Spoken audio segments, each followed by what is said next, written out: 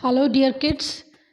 Today we are going to do a new poem from your reader book, Roots and Wings. The name of poem is In the Bazaars of Hyderabad. Before this we have done one poem, Field Mouse. Field Mouse हम already कर चुके हैं. अब now we are going to do the next poem, In the Bazaars of Hyderabad. And this poem is written by Miss Sarojini Naidu. Let me tell you a little about Sarojini Naidu. She was honored with the title Nightingale of India. Nightingale is a bird जो बहुत सुंदर गाता है Nightingale. तो सरोजिनी नायडू को इस title से नवाजा गया था because she was a very good poet and also she was an activist for India. मतलब कोई भी जैसे महात्मा गांधी के साथ इन्होंने बहुत काम किया.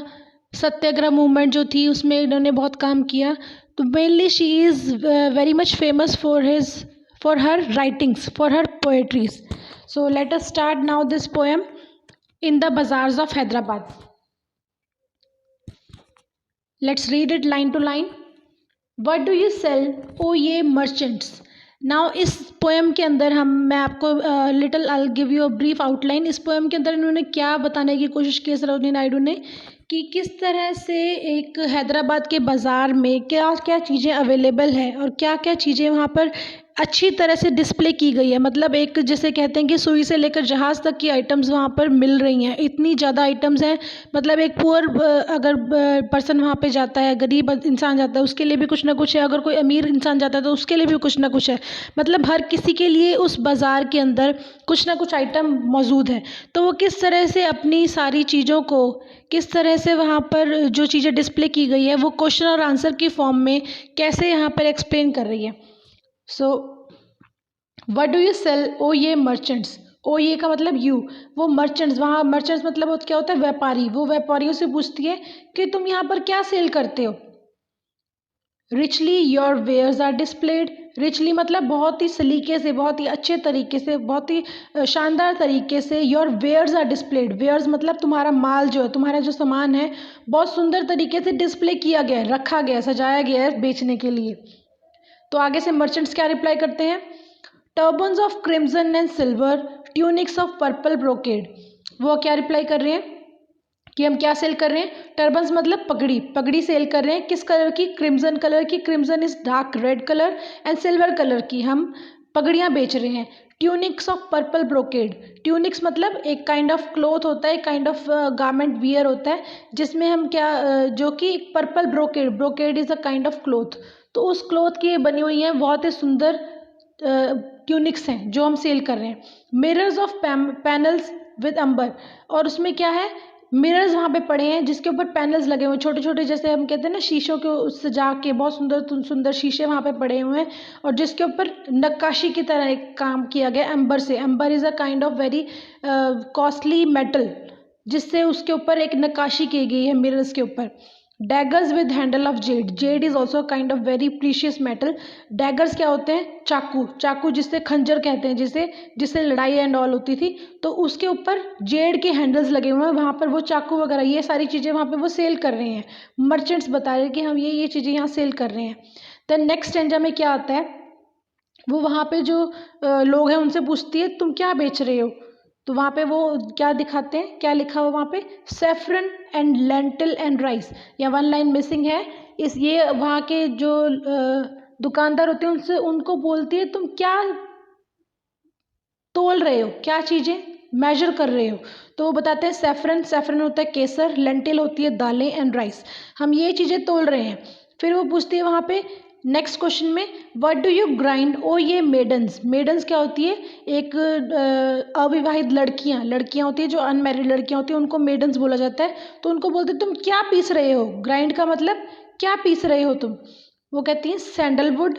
सैंडलवुड होता है चंदन, हीना मेहंदी एंड स्पाइस मसाले. हम ये चीज़ें पीस रहे हैं. Then what do you call, O ye peddlers.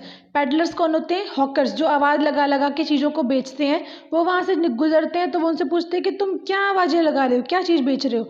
तो वो कह रहे हैं कि हम जैसे बोर्ड गेम्स होती है, चेस होते हैं, आइवरीज होती हैं, वो गेम्स हम यहाँ पर बेच रहे हैं.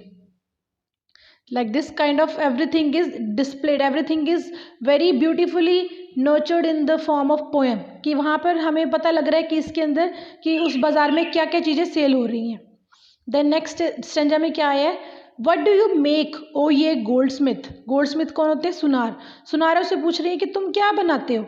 वो बताते हैं रिस्टलेट। रिस्टलेट क्या होते हैं, रिस्ट क्या होती है हमारी, जहाँ पे हम कंगन वगैरह डालते हैं, कंगन या बैंगल्स वगैरह डालते हैं, वो कहते हैं हम रिस्टलेट बना रहे हैं। एंकलेट जो पैरों में पायल डालते हैं वो बना रहे हैं, और रिंग्स बना रहे हैं। And bells for the feet of blue pigeons. Pigeons जो ब्लू कलर के पिजन्स है, सुंदर सुंदर पिजन्स होते हैं, उनके पैरों में डालने के लिए हम बेल्स बना रहे हैं। Frail as a dragonfly's wing. Dragonfly क्या होते हैं, जुगनू होते हैं। जुगनू के जो पंख होते हैं, जो रात को जुगनू चमकते हैं, उनके जो पंख होते हैं बहुत ज़्यादा डेलिकेट होते हैं, मतलब उनको हाथ लगाते ही वो टूट जाते हैं। तो इस फ्रेल का मतलब होता है डेलिकेट, मतलब कोमल, कि वो इतने सुंदर चीज़ें बना रहे हैं कि जो जो बहुत ज़्यादा कोमल है, बहुत ज़्यादा डेलिकेट है, मतलब थोड़ा सा उनको अगर हम ढंग से नहीं रखेंगे तो वो आसानी से टूट सकती हैं। Then girdles of gold for dancers. Dancers क्या होती हैं, जो आपने भी देखा होगा, डांसर्स अपने कमर पे जो स्कर्ट वगैरह डालते हैं या फिर जो लहंगा डालते हैं, उसके ऊपर एक काइंड ऑफ ऑर्नामेंट डालते हैं, जिसके जो कि बहुत मतलब एक काइंड ऑफ वेरी हैवी होता है, एंड वो उसके ऊपर बांध लेते हैं अपने लहंगे के ऊपर, तो that gives very much grace. और scabbards of gold for the king. King के लिए हम क्या बना रहे हैं, मयान बना रहे हैं, उसकी तलवार के लिए मयान, जिसमें तलवार को रखा जाता है, मयान में सेफ रखा जाता है, तो हम वो बना रहे हैं।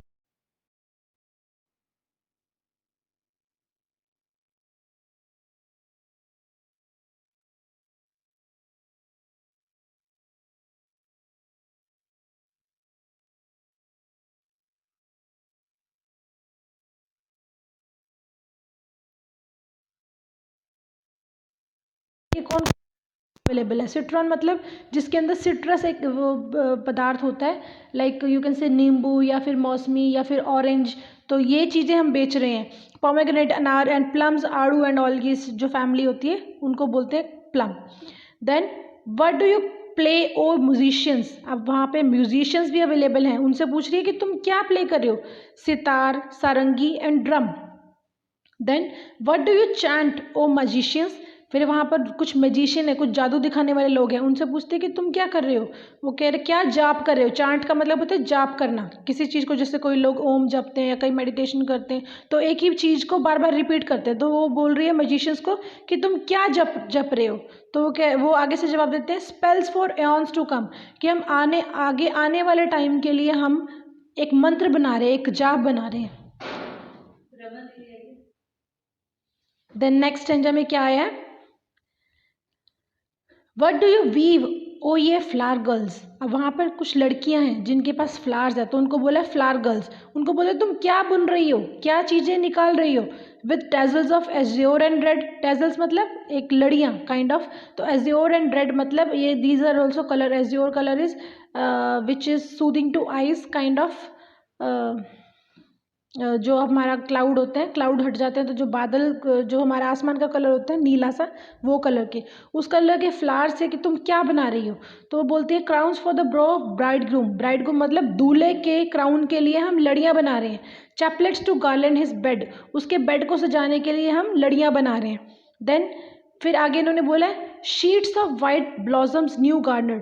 और वाइट ब्लॉसम्स की हम शीट्स बना रहे हैं सुंदर सुंदर।